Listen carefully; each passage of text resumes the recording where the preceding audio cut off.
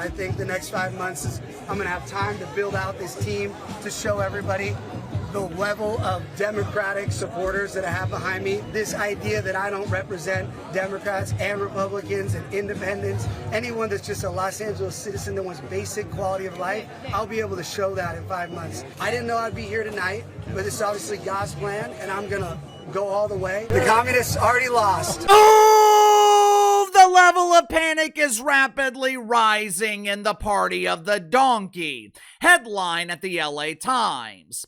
Is the People's Republic of California really going to elect a Republican governor? This is terrifying! Our decades of corruption are being exposed. Our beautiful streets filled with homeless people and piles of duty will be cleansed. I don't want clean streets. I enjoy the smell of freshly baked turds in the morning.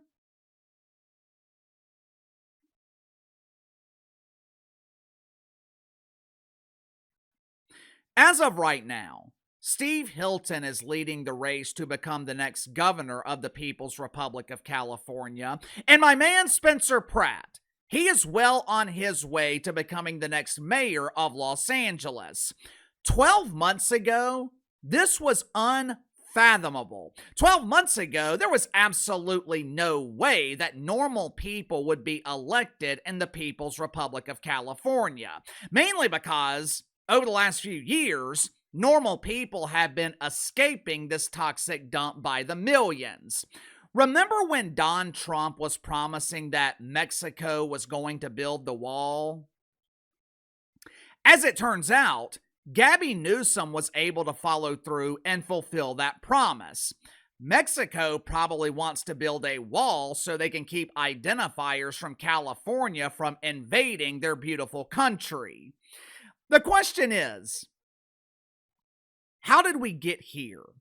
Why are doofus Democrats potentially losing control of their crown jewel? How are doofus Democrats potentially losing control of the People's Republic of California?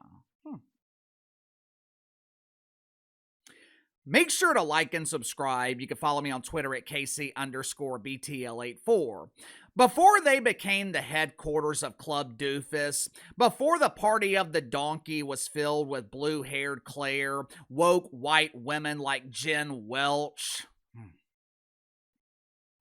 and people who identify with the symbols and math equations. Hi, my name is Opal. I'm a plus identifier with a dual spirit gender. Sometimes I'm he, sometimes I'm they. It really just depends on the day.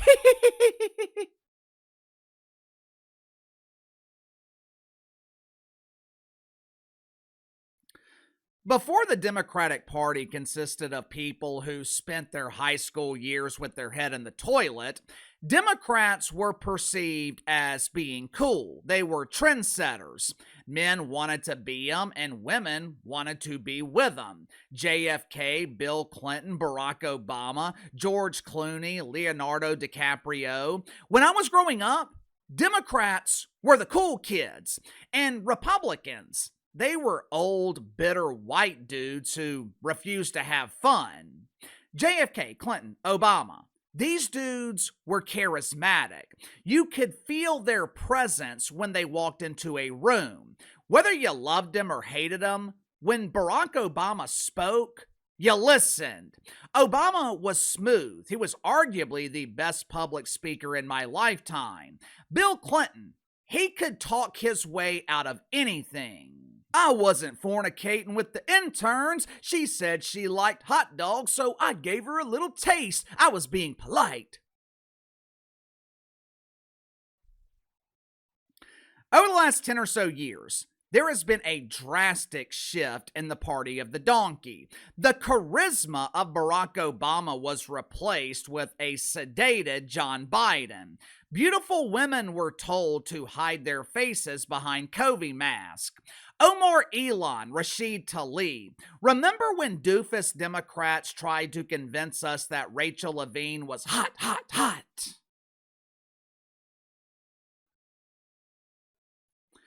The reason Democrats are struggling in the People's Republic, the reason the Party of the Donkey is struggling nationally, they're not relatable. I mean, seriously, how many of you can relate to Omar Elon? How many of you guys can relate to Karen Bass? You know what most people can relate to? Watch for yourself. So yes, I spent all this money.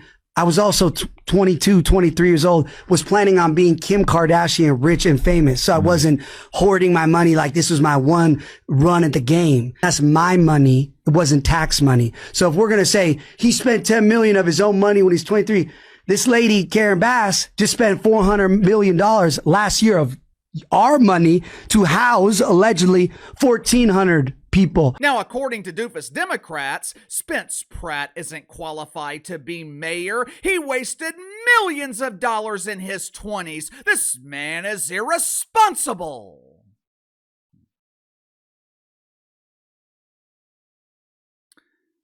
I don't know about you guys, but I can relate to making poor decisions in my 20s. You know why Uncle Casey rarely gambles? When I was in my 20s, I deluded myself into thinking that I could be a professional sports bettor. I could make a living betting on sports. $15,000, $20,000 in debt later, I came to the realization that I sucked at gambling. You know why Uncle Casey doesn't drink?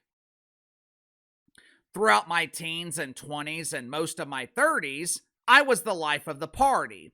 Then I woke up one day and realized not only was I hurting myself by drinking poison, I was wasting time drinking when I could have been doing something productive. Yes, Spencer Pratt blew through millions of dollars in his 20s. It's called growing up. At least Spence was spending his own money. Like he said in the clip, Karen Bass wasted $400 million of your money to provide housing for 1,400 people. According to my calculations, Karen Bass spent almost $300,000 per homeless person. Let me ask you something. How many of you guys made $300,000 last year? Better yet, how many of you guys were given $300,000? As of the recording of this video, which is around 4 o'clock Central on Wednesday afternoon, Spencer Pratt is firmly in second place and will be competing in the runoff in November. But our boy Spence is not guaranteed just yet. Watch for yourself.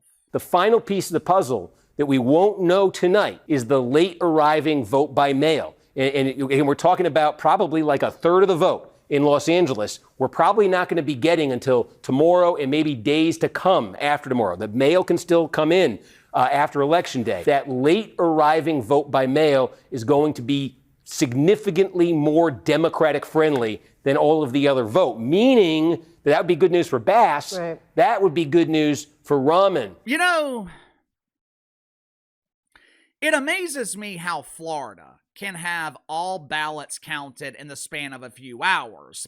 It amazes me how most states have no trouble counting votes quickly. But for some reason, in the People's Republic of California, a state that is known for being the technological capital of the world, for some reason, it seems to take them a lot of time to count votes in the People's Republic. I wonder why.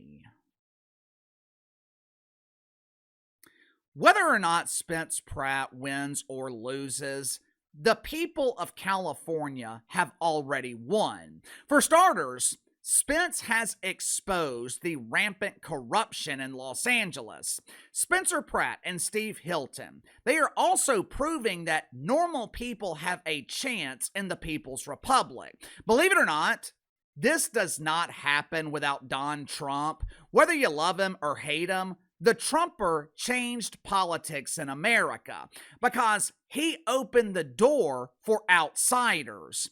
I heard this morning that Mike Sorrentino is potentially running for governor in New Jersey. Uncle KC, who in the hell is Mike Sorrentino? Us millennials, we know him as The Situation. Mike Sorrentino was the breakout star of Jersey Shore. In the late 2000s, early 2010s, this dude was everywhere.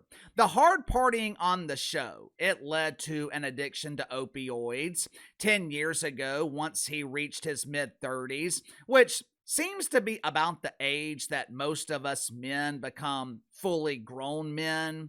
Once he reached his mid-30s, Mike Sorrentino, he went to rehab, gave his life to Christ, got clean, and he has been clean ever since.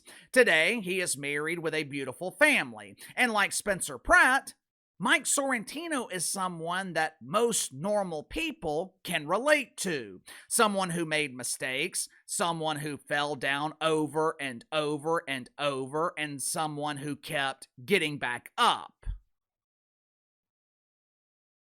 Now, contrast that with the latest star doofus Democrats are pushing, James Tallarico. Some dorky dude who claims that God is non-binary, the lead star of Revenge of the Super Nerds. If I remember correctly, and I could be wrong about this, but James Tallarico was once asked what he loved most about America. I love the transgender community. That is my favorite thing about America.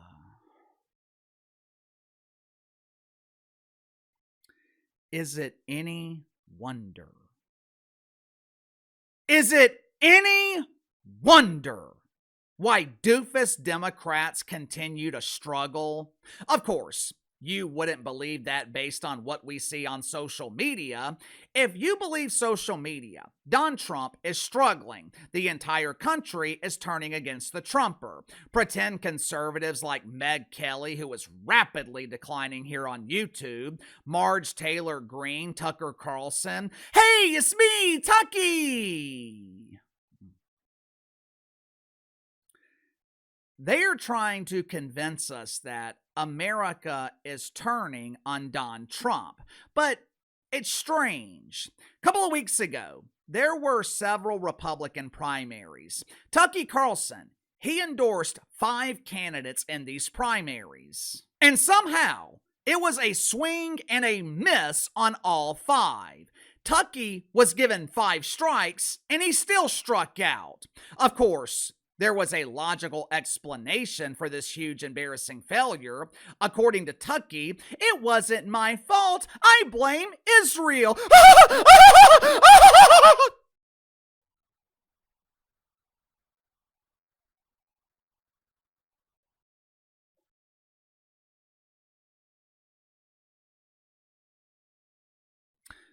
Look, I have my problems with the Trumper. This war in Iran, which was supposed to be over in weeks, continues to drag on.